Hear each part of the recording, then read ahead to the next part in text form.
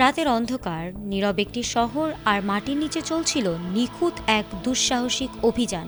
জার্মানির এক শহরে ঠিক এমনই এক রোমাঞ্চকর ব্যাংক ডাকাতির ঘটনা ঘটেছে, যা এখন ইউরোপ জুড়ে আলোচনার কেন্দ্রবিন্দু।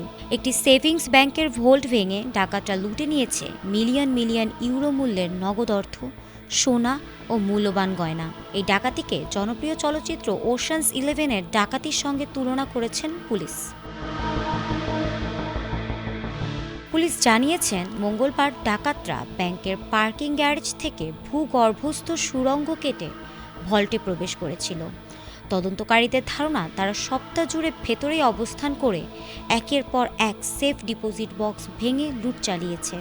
সোমবার ভোরে অগ্নিসতর্কতার সংকেত বেজে ওঠার পর জরুরি সেবাকর্মীরা একটি গর্ত দেখতে পেয়ে বিষয়টি নজরে এসেছে।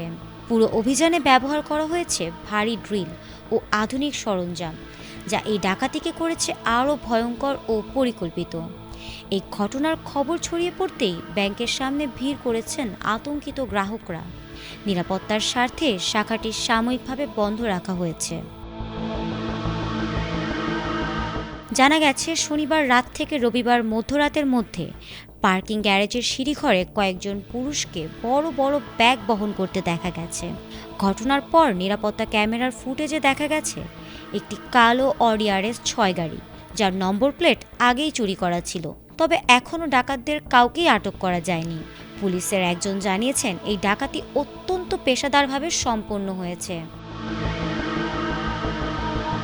পুলিশের হিসাবে ভাঙচুর করা 3000-এর বেশি সেফ ডিপোজিট বক্সের প্রতিটির গড় বিমামূল্য 10,000 ইউরো।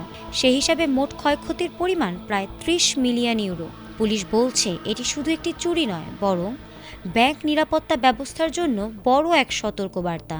তদন্ত চলছে, আর ইউরোপ তাকিয়ে আছে এই রহস্যময় ডাকাতির শেষটা কোথায় গিয়ে থামে। ফারহানা হক, ATN বাংলা।